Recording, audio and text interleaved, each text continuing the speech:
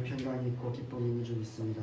예. 오늘은 새 증인 이야기라는 제목으로 요한복음 3장 31절에서 36절까지 말씀을 함께 보겠습니다. 요한복음 3장 31절에서 36절까지 말씀입니다. 우리 함께 한 목소리를 읽겠습니다. 위로부터 오시는 이는 만물 위에 계시고 땅에서 나니는 땅에 속하여 땅에 속한 것을 말하느니라. 하늘로부터 오시는 이는 만물 위에 계시나니 그가 친히 보고 들은 것을 증언하되 그의 증언을 받는 자가 없도다. 그의 증언을 받는 자는 하나님이 참되시다는 것을 인천느니라. 하나님이 보내신 이는 하나님의 말씀을 하나니 이는 하나님이 성령을 한량없이 주심이니라. 하나님께서 아들을 사랑하사 만물을 다 그의 손에 주셨으니 아들을 믿는 자들에게는 영생이 있고 아들에게 순종하지 아니하는 자는 영생을 보지 못하고 도리어 하나님의 진노가 그 위에 머물러 있느니라. 아멘. 네, 우리는 지금 한밤중에 예수님을 찾아온 니고데모 이야기와 한낮에 예수님께서 찾아가신 사마리아 우물가의 여인 이야기 사이에 기록되어 있는 두 증인 이야기를 함께 살펴보고 있습니다. 두 증인이 누구입니까? 세례 요한과 사도 요한입니다. 그들은 지금 예수님이 그리스도시며 하나님의 아들이시라고 증언하고 있습니다. 한밤중과 한낮 사이의 이야기이니까 밝아오는 새벽 이야기라고 할 수 있습니다. 밝아오는 새벽에 예수님을 증언하는 두 사람의 이야기가 지난 본문과 오늘 본문에 기록된 이야기입니다. 오늘 본문은 앞에 본문인 세례 요한의 마지막 증언에 대해서 맞다, 그렇다, 아멘이라고 맞장구 치는 사도 요한의 증언입니다. 학자들 사이에는 세례 요한의 마지막 말이 어디까지냐라는 의견이 좀 다릅니다. 그래서 어떤 학자들은 오늘 본문도 다 세례 요한의 말이다 라고 주장하기도 합니다. 저도 지금까지는 그렇게 생각했던 것 같습니다. 이 본문 전체가 지난 본문과 오늘 본문까지가 세례 요한의 마지막 증언이라고 생각을 했습니다. 제가 이 말씀을 준비하면서 또 주석도 찾아보고 또 다시 묵상해 보니까 오늘 본문은 세례 요한의 말이 아니라 사도 요한의 증언이라고 하는 것이 맞다는 생각이 들었습니다. 여러분, 법정에서 증인의 증언이 효력을 발휘하려면 두 증인 이상의 증언이 필요합니다. 그리고 그 증언이 일치해야만 효과가 있습니다. 앞에 본문에서 세례 요한은 예수님께서 하나님께 기름 부음을 받은 자 그리스도라고 증언하고 있습니다. 그리고 오늘 본문에서 사도 요한은 예수님께서 하나님의 아들이라고 증언하면서 하나님께서 성령을 한량없이 부어주셨다라고 증언하고 있습니다. 두 증인의 증언이 일치하고 있습니다. 훗날 베드로가 했던 주는 그리스도시요 살아계신 하나님의 아들이십니다라는 고백, 이 신앙 고백과 똑같은 고백을 이 두 증인이 고백하고 있습니다. 여러분, 이 두 증인의 증언이 진리이심을 믿습니까? 그렇다면 이제 증인이 하나 더 늘었습니다. 새 증인이 되었습니다. 그가 친히 보고 들은 것을 증언하되 그의 증언을 받는 자가 없도다. 그의 증언을 받는 자는 하나님이 참되시다는 것을 인천느니라. 그의 증언을 받는 자, 바로 저와 여러분이 세 번째 증인이 된 것입니다.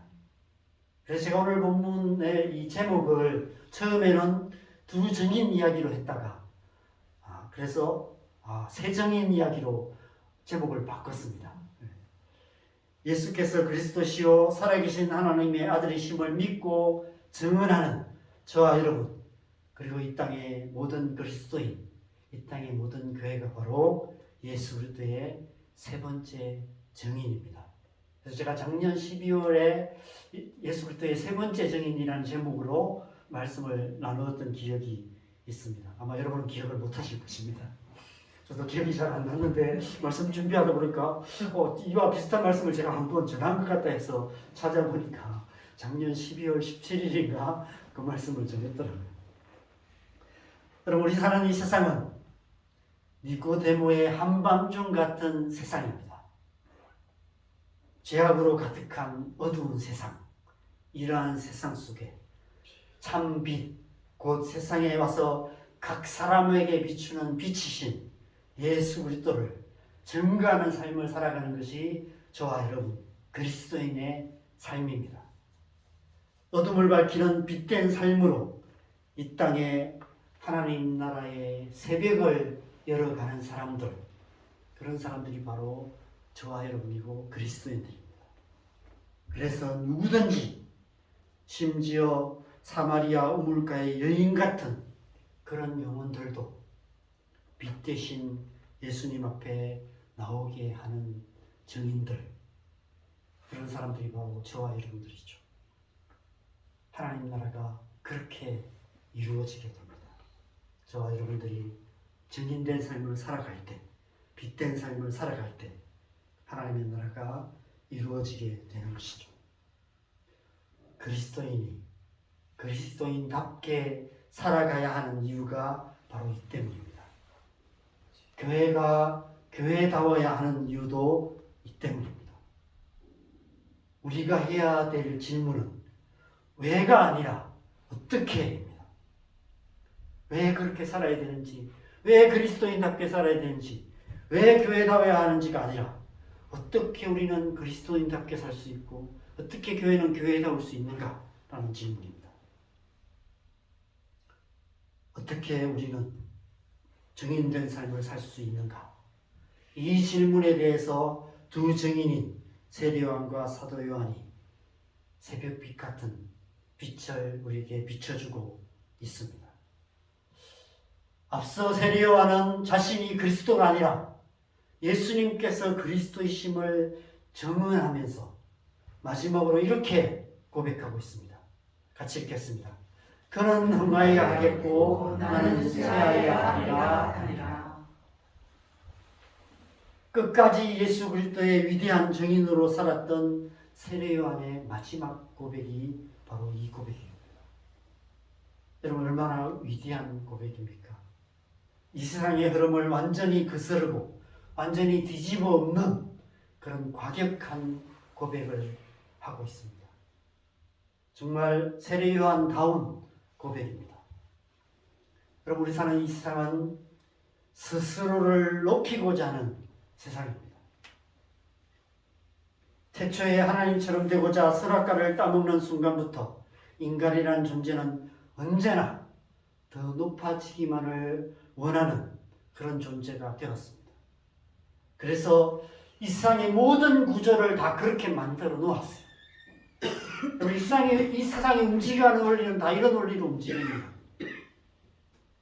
그는 흥하여야 하겠고 나는 쇠하여야 하리라가 아니라 반대되는 원리, 그런 원리로 살아가고 있습니다. 어려서 학교에서부터 끊임없이 배우는 교육, 여러분, 교육의 핵심이 뭘까요? 다른 사람보다 더 잘 되는 거죠. 친구라고 말하지만 옆에 같이 앉아서 같이 공부하는 친구들이지만 운동장에서 놀고 같이 놀지만 결국은 경쟁자예요. 얘가 나보다 잘 되면 안 돼요. 내가 얘보다 더 잘 돼야 돼요. 직장에서 동료들, 우리 집사님 오래 직장생활 하셨고 또 직장생활 다 해보시고 지금도 하고 계시지만 직장에서 성공하는 방법이 뭘까요? 옆 사람보다 내가 더 잘 돼야 성공하는 거잖아요. 승진하고.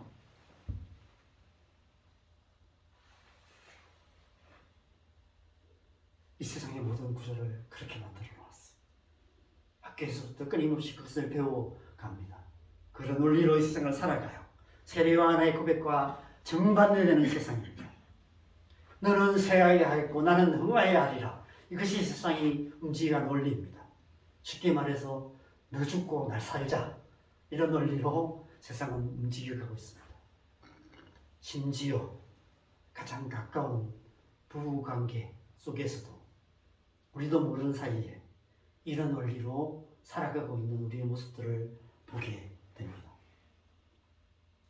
이러한 세상 속에서 그리스도인다운 삶을 사는 것이 무엇인지 예수 그리스도의 증인이었던 세례 요한의 이 마지막 고백이 우리에게 분명한 빛을 비춰주고 있습니다. 그는 응하여야 하겠고 나는 쇠하여야 하리라. 이 고백이 우리의 고백이 되는 삶, 그것이 그리스도인의 삶입니다. 가정에서, 학교에서, 직장에서, 이웃들과의 관계 속에서 언제 어디서 무엇을 하든지 그는 흥하여야 하겠고 나는 쇠하여야 하리라라는 고백으로 살아가는 삶, 그것이 그리스도인의 삶인 것이죠. 이렇게 사는 것이 쉬울까요? 세상과 정반대되는 원리로 살아가는 것이 쉬울까요? 어둠으로 가득한 이 세상에 빛이 되는 삶을 살아가는 것이 어찌 쉬울 수가 있겠습니까? 여러분, 태양이 온 세상을 밝게 비춥니다. 근데 여러분, 태양이 온 세상을 밝게 비추기 위해서 뭘 하는지 아십니까? 자기를 불태우고 있어요. 끊임없이 자기를 불태워서 세상을 비추고 있습니다. 우리가 이 세상 속에서 빛나는 삶을 살기 위해서는 끊임없이 우리의 자아, 우리의 속사람을 끊임없이 불태우는 삶을 살아갈 수밖에 없어요. 나의 더러운 성질을 불태워야 하고요. 나의 타고난 성품을 불태워야 하고요. 나의 욕심, 나의 잘되고자 하는 마음, 시기심, 이런 모든 더러운 마음들을 끊임없이 불태우는 삶을 살아가야만 하는 것입니다. 나 자신을 불태우는 고통을 감내하며 살아가야 하는 것이죠. 우리가 흔히 이런 말을 씁니다. 열받는다. 열불난다. 속에 천불이 난다. 이런 표현들을 씁니다. 이 세상 속에서 그리스도인답게 살려면 열받을 수밖에 없어요. 열불나는 삶을 살 수밖에 없어요.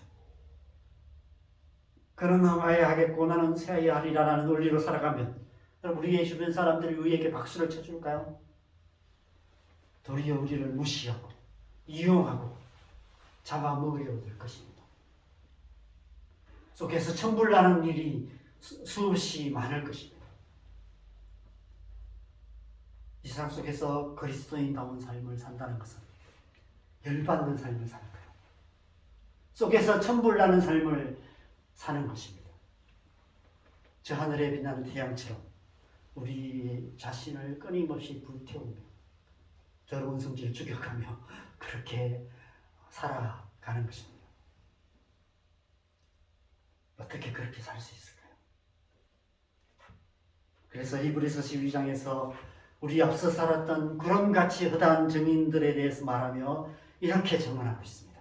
히브리서 12장 1절에서 3절 말씀, 제가 파란색으로 쓴 글만 같이 말씀을 같이 읽겠습니다. 시작. 이러므로 우리에게 구름같이 둘러싼 허다한 증인들이 있으니 믿음의 주요 또 온전하게 하시는 이인 예수를 바라보자. 죄인들이 이같이 자기에게 고역한 일을 참으신 일을 생각하라. 예수를 바라보라고 말합니다. 예수님이 어떤 분이신지를 생각하라라고 말합니다. 예수님께서 이 땅에서 어떻게 사셨는지를 생각하라 말합니다. 예수님께서 어떻게 십자가를 참으셨는지를 생각하라 말씀하고 있습니다. 여러분, 예수님이 어떤 분이십니까? 그래서 이 두 증인 이야기가 기록되어 있습니다. 두 증인 세례 요한과 사도 요한이 우리에게 예수님이 어떤 분이신지를 분명하게 가르쳐주고 증언하고 있습니다. 세례 요한의 증언에 이어서 오늘 본문에서 사도 요한은 예수님을 위로부터 오시노니 하늘로부터 오시노니 하나님이 보내신이라고 증언하면서 하나님의 아들이시라고 증언하고 있습니다. 예수님께서 하늘로부터 이 땅에 보내심을 받은 하나님의 아들이심을 증언하고 있습니다. 세례 요한은 그리스도라고 증언하고 사도 요한은 하나님의 아들이라고 증언하고 있습니다. 그래서 베드로는 주는 그리스도시요 살아계신 하나님의 아들이십니다라고 증언하고 있는 것이죠. 그런데 오늘 본문 34절에 보면 하나님이 성령을 한량없이 주셨다라고 말씀하고 있습니다. 세례 요한과 사도 요한의 공통적인 증언이 바로 이 증언입니다. 두 증인의 증언이 일치하고 있는데 세례 요한은 예수님을 성령으로 세례를 주시느니 성령으로 기름 부으심을 받은 그리스도라고 증언하고, 사도 요한은 예수님을 하나님이 성령을 한량없이 부어주신 분이라고 증언하고 있는 것입니다. 이 두 증인의 증언을 합치면 어떤 말이 될까요? 예수님은 하나님으로부터 한량없이 성령을 받으셔서 우리에게 그 받은 성령을 한량없이 부어주시는, 성령으로 세례를 주시는 분이라고 증언하고 있는 것입니다. 예수님이 그런 분이시라는 거예요. 여러분, 예수님께서 언제 성령을 한량없이 받으셨습니까? 요단강에서 세례를 받으실 때. 요단강에서 성령으로 세례를 받으시고 물에서 올라오실 때 성령이 비둘기같이 내려서 임하셨다라고 말씀합니다. 바로 그 순간부터 예수님은 성령으로 충만함을 받으셨다고 말합니다. 그래서 성령의 이끌림을 받아서 광야에서 시험을 받으시고 그 시험을 이기시고 성령의 능력으로 복음을 전하는 삶을 살기 시작하셨습니다. 하나님께서 성령을 한량없이 부어주셔서 그때부터 그리스도의 삶을 사셨고 그리스도의 권능으로 역사하셨고 주의 복음을 전하는 삶을 사셨고 끝에는 십자가까지 참으셨던 것입니다. 그렇다면 우리가 그리스도인이 되어서 그리스도인답게 살기 위해서는 어떻게 해야 할까요? 당연히 우리 또한 성령으로 세례를 받아야 합니다. 하나님부터 성령을 한량없이 받으셔서 우리에게 성령으로 세례를 베푸시는 이에게 우리 또한 성령을 받아야만이 그렇게 살아갈 수 있는 것입니다. 이 세상과 정반대의 가치로 살면서 우리를 열불나게 하는 사람들을 참고 견디며 날마다 자기 십자가를 지고 끝까지 예수님을 따르기 위해서는 우리 또한 성령으로 충만함을 받아야 하는 것입니다. 성령의 기름 부으심이 없이는 그 누구도 그리스도인답게 살 수 없고 성령의 충만함이 없이는 그 어떤 교회도 교회다울 수 없습니다. 아무리 성도들이 많이 모이고 아무리 좋은 시스템을 잘 갖추고 아무리 목사님의 설교가 논리적이고 체계적이고 설교를 잘하는 그런 설교를 할지라도 성령의 충만한 역사하심이 없는 교회는 살아있는 교회, 생명력 있는 교회가 될 수 없습니다. 오직 예수, 오직 믿음, 그리고 오직 성령인 것입니다. 사도 요한이 요한복음을 기록한 목적이 바로 이것입니다. 니고데모 이야기와 사마리아 우물가의 여인 이야기 사이에 오늘 두 증인 이야기가 있는 것처럼 마태, 마가, 누가복음과 사도행전 사이에 요한복음이 있습니다. 여러분, 이 사실이 우리에게 어떤 의미가 있을까요? 공통점이 있습니다. 마태, 마가, 누가복음처럼 니고데모 이야기는 예수님께서 복음이 무엇인지를 말씀하시는 내용으로 기록되어 있습니다. 마태, 마가, 누가복음이 복음 이야기죠. 예수님이 전하신 복음에 대해서 계속해서 기록되어 있습니다. 반복적으로. 니고데모 이야기도 마찬가지입니다. 그래서 우리는 죄악으로 가득한 이 세상, 한밤중, 니고데모의 한밤중 같은 이 세상 속에서 예수님을 인격적으로 만나고 복음을 듣고 그 복음을 믿음으로 구원을 받고 그리스도인이 됩니다. 그런데 복음을 듣고 믿어서 그리스도인이 되었다고 해서 그리스도인답게 살 수 있는 것이 아닙니다. 예수님을 믿는 그리스도인들이 많이 모였다고 해서 교회가 교회답게 되는 것이 아닙니다. 이 땅에 수많은 그리스도인이 있고 수만 명씩 모이는 교회도 많이 있지만 그리스도인다운 그리스도인, 교회다운 교회는 많지 않습니다. 그래서 그 다음 이야기가 필요한 거예요. 그래서 예수님께서 사마리아 우물가를 찾아가신 것입니다. 사마리아 우물가의 여인 이야기를 통해서 우리에게 그리스도인답게 사는 길이 무엇인지를 보여주고 계시는 것입니다. 그래서 사마리아 우물가의 여인 이야기는 사도행전 이야기와 같아요. 사도행전에서 성령의 세례가 임하신 후에 비로소 제자들은 제자답게 살았어요. 예수님의 증인된 삶을 살아갔습니다. 그들의 삶을 통해서 교회가 세워지고 교회가 정말 교회다운 교회의 모습들이 사도행전에 기록되어 있습니다. 초대교회의 모습이죠. 사마리아 우물가의 여인 이야기도 마찬가지. 예수님께서 사마리아 우물가의 여인에게 무엇을 약속하셨습니까? 내게 오는 자는 그 속에서 영생하도록 솟아나는 샘물을 주겠다. 그 속에서 영생하도록 솟아나는 샘물이 있으면 더 이상 목마름이 없을 것이다. 여러분, 더 이상 목마름이 없다면 우리가 굳이 세상에 있는 세상의 즐거움을 찾아다니는 이유가 없잖아요. 내 속에 기쁨이 있는데, 내 속에 영생하도록 솟아나는 샘물이 있는데, 내 속에서 하나님의 영이 끊임없이 기쁨을 주시고 평강을 주시고 소망을 주시는데 세상에 두려울 게 뭐가 있겠습니까? 그리스도인이 그리스도인답게 살 수 있는 길이 그 길밖에 없는 거예요. 여러분, 사마리아 우물가의 여인 이야기를 우리가 이제 다음 주부터 보겠지만 사마리아 우물가의 여인 얼마나 불쌍한 여인입니까? 그가 그렇게 살 수밖에 없는 이유가 있었겠죠.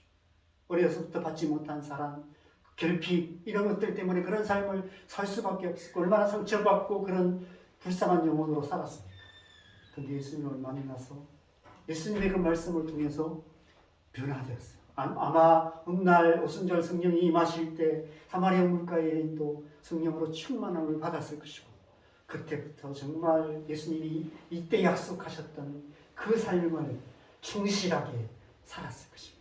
아마 초대교회의 중요한 역할을 한 분 중에 한 분이 되지 않았을까. 아마 초대교회의 유명한 권사님이 아니었을까 이런 생각이 들어요.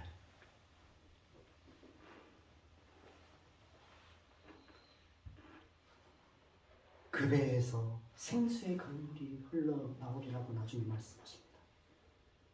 교회를 말하는 것이죠. 우리 한 개인 개인이 성령으로 충만함을 받아서 우리 안에 성령의 샘물이 솟아나고 그 샘물들이 모인 교회는 강물이 되어서 이 땅에 생명을 주는 그런 교회가 되는 것입니다. 사도 요한이 요한복음을 기록한 가장 중요한 목적은 초대교회 안에 역사하시는 그 보혜사 성령님이 어떤 분이신지를 증거하기 위해서입니다. 그래서 오늘 본문에서 사도 요한은 자기 이름과 똑같은 이름의 세례 요한을 자기와 동일시하고 있어요. 똑같은 증인으로. 그래서 오늘 본문이 세례 요한의 말인지 사도 요한의 말인지 불분명한 이유가 그 때문이 아닐까 저는 생각합니다.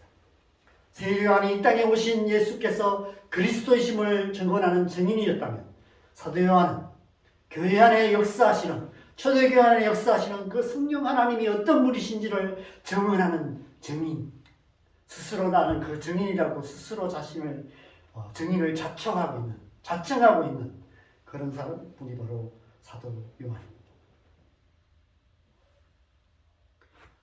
이 요한복음의 증언을 통해서 우리는 우리 안에 계시는 성령님, 우리 안에 역사하시는 성령님이 어떤 분이신지를 알게 됩니다.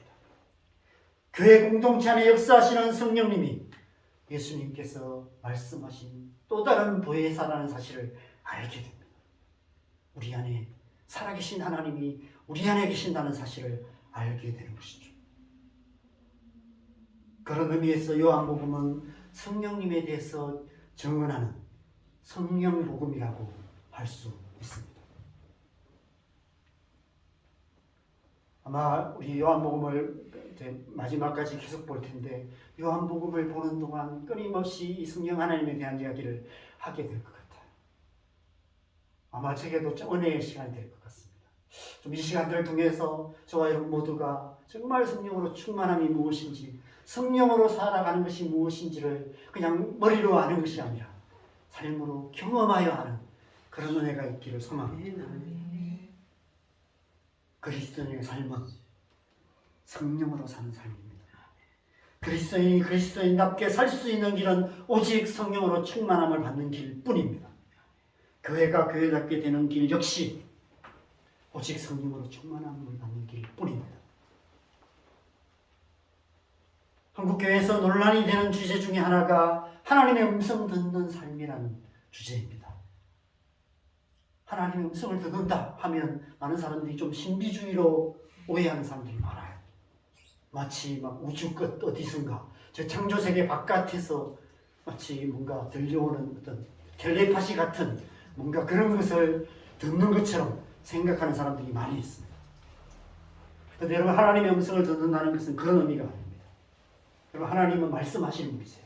그런데 저 높은 하늘 보좌 끝 어디선가 이 땅, 거기서 이 땅을 향해서 큰 소리로 말씀하시는 분이 아니십니다. 하나님의 음성을 듣는다는 것은 우리가 흔히 성령의 감동이라고 말하는 우리 안에 계시는 성령님의 인도하심을 받는 것을 말합니다. 우리를 도우시고 우리 안에 어떤 마음을 주시고 어떤 생각을 주시고 뭘 해야 될지 고민할 때 그 문제를 해결할 수 있는 길을 열어주시고 우리가 해결을 못하면 누군가 돕는 자를 보내주시고 누군가를 통해서 또 하나님의 뜻을 나타내 주시고 위로가 필요할 때 누군가를 통해서 위로를 주시고 교회를 통해서 또 우리의 연약함을 새롭게 해주시고 다 성령님이 하시는 일이잖아요. 성령님께서 그렇게 하시는 거예요. 누군가를 통해 찾아가서 조언을 받을 때 또 그분을 통해서 말씀하시기도 하고 설교를 통해서도 말씀하시기도 하고 찬양하다가 갑자기 마음속에 어떤 마음을 주시고 힘들었던 마음을 풀어주시기도 하고 내가 너한테 소망을 준다 이런 말씀을 주시기도 하고 어떤 때는 내 이름을 부르시는 것 같은 그 하나님의 음성을 듣게 하시기도 하고 그렇게 하시잖아요. 그죠? 저도 그런 은혜가 있고 여러분도 그런 은혜를 이미 경험하고 있습니다. 그래서 저는 하나님의 음성을 듣는다는 표현보다 그냥 성령의 인도하심을 받는다는 표현을 썼다면 얼마나 좋았을까. 제가 사역해서 선교단체에서 이걸 제일 많이 썼거든요. 그래서 제가 사역해 선교단체가 이것 때문에 이단 막 시비도 많이 붙고 그래요. 그냥 성령의 인도하심을 받는 법 이렇게 했으면 훨씬 쉬웠을 텐데 그런 생각이 듭니다. 여러분, 그리스도인의 삶은 날마다 순간마다 성령의 인도하심을 따라 살아가는 삶입니다. 언제 어디서 무엇을 하든지 성령의 인도하심을 따라 살아가야 합니다. 말 한마디도 성령의 인도하심을 구해야 합니다. 제가 그렇게 살 때가 있었습니다. 제가 처음 은혜 받고 그죠? 처음 은혜 받고 YM에서 DTS 훈련을 받고 나서 제가 청년회장을 하고 그럴 때였는데 그때는 진짜 그랬어요. 그냥 같이 얘기할 때도 저는 별마디 말 많이 안 했습니다. 그냥 하나님이 내게 뭘 말씀하고 하는지를 끊임없이 물었고요. 그냥 하나님 주시는 몇 마디만 했었습니다. 근데 제가 했던 그 몇 마디가 사람들에게 많이 영향력을 줬던 것 같아요. 지금 이제 서울에서 목회하고 있는 형제 중에 한 명은 저는 그렇게 그 친구한테 막 많은 것을 해준 것 같지 않은데 계속 그런 얘기를 해요. 제 자신의 삶에 그 시절에 가장 큰 영향을 줬던 사람 중에 한 사람이 저라고. 그래서 그런 얘기를 하면 저는 좀 부끄러워요. 그런데 왜 그렇게 느꼈을까 생각해 보니까 그때 그렇게 살았구나. 그냥 청년하고 얘기할 때 저는 말을 많이 하는 사람도 아니고 그죠? 사람들하고 있으면 할 말이 별로 없어요. 뭘 말해야 될지 잘 모르겠어요. 근데 그때는 같이 얘기하다 보면 막 여러 가지 얘기를 하다 보면 갑자기 할 말을 주세요. 생각나게 하셔서 그냥 생각나게 하는 말만 몇 마디 했습니다. 근데 그 말이 굉장히 영향력이 있었어요. 나중에 어떤 간사님들하고 얘기할 때도 그죠? 제가 몇 마디 했는데 그 간사님이 저를 굉장히 이렇게 놀라운 눈으로 바라보시더라고요. 굉장히 이렇게 어떻게 저런 얘기를 하지? 막 이런 눈으로 바라보시는 그 눈빛이 아직도 기억이 나요.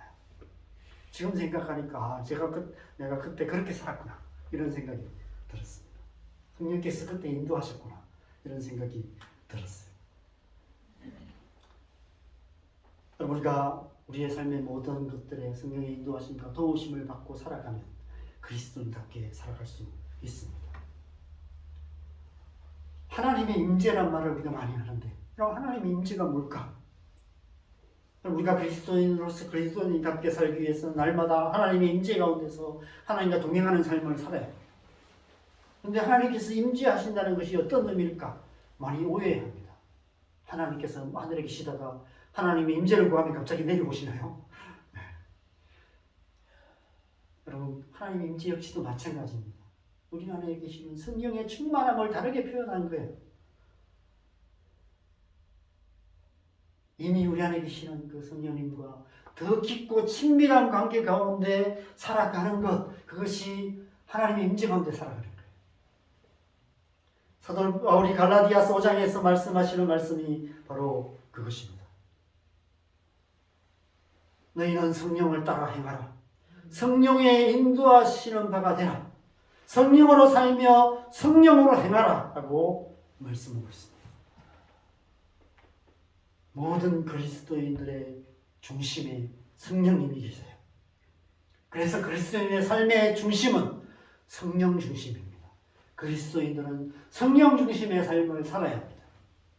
교회 역시 마찬가지입니다. 교회의 중심에는 성령님께서 역사하고 계십니다. 그래서 교회는 성령 중심의 교회가 되어야 하는 것입니다. 그런데 우리는 너무 쉽게 성령님의 존재를 망각하면서 살아갈 때가 많이 있습니다. 사실 인간이라는 존재가 원래 그래요. 우리는 종종 가까이 있는 것의 소중함을 잊어버리고 살아갑니다. 그 존재조차도 망각하고 살아갈 때가 많습니다. 여러분, 성령님은 우리의 존재에 가장 가까이 계신 분이 성령님이세요.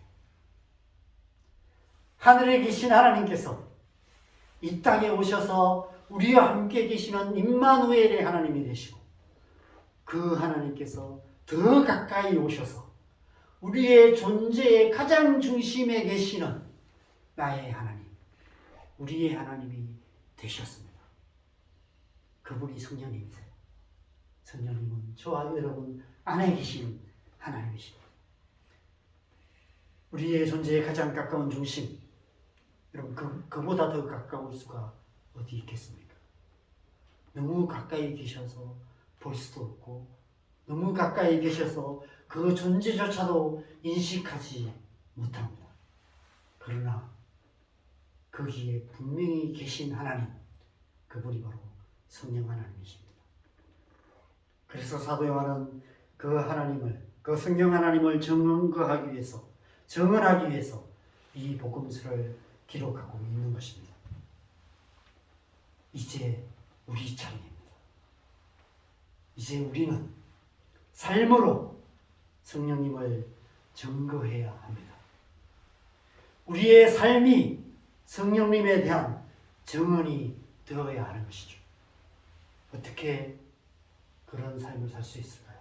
날마다 성령으로 충만함을 받아서 말 한마디도 성령의 인도하심을 따르고 우리가 어디에 가서 무엇을 하든지 성령의 도우심을 받고 성령의 능력으로 행할 때 우리 안에 계시며 우리의 삶 속에 역사하시는 살아계신 하나님, 그 성령님을 증거하는 삶을 살아갈 수 있는 것입니다.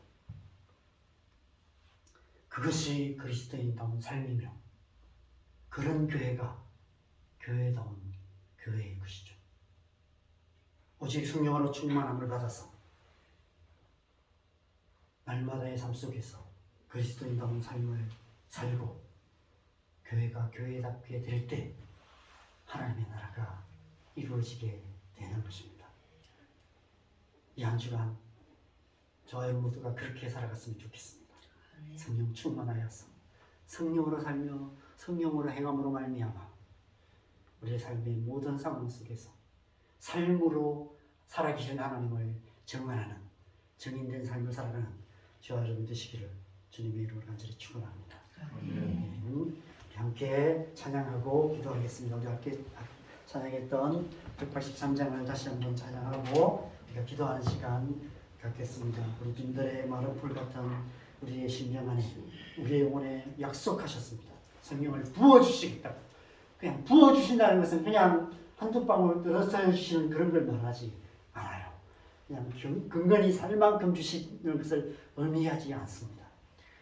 넘치도록 풍성하게 한량없이 주셨다고 말합니다. 한량없이 받으신 그분께서 우리에게 한량없이 부어주십니다. 성령의 충만함이라는 것은 그런 거예요. 우리에게 충만하게 부어주셔서 우리 또한 한량없이 받아서 흘러 넘치김으로 말미암아 나를 통해서 또 다른 사람에게 하나님의 은혜가 흘러가는 그런 삶, 그것이 그리스도의 삶인 줄 믿습니다. 우리가 이 찬양하면서 그 은혜 가운데 함께 나아가십시다.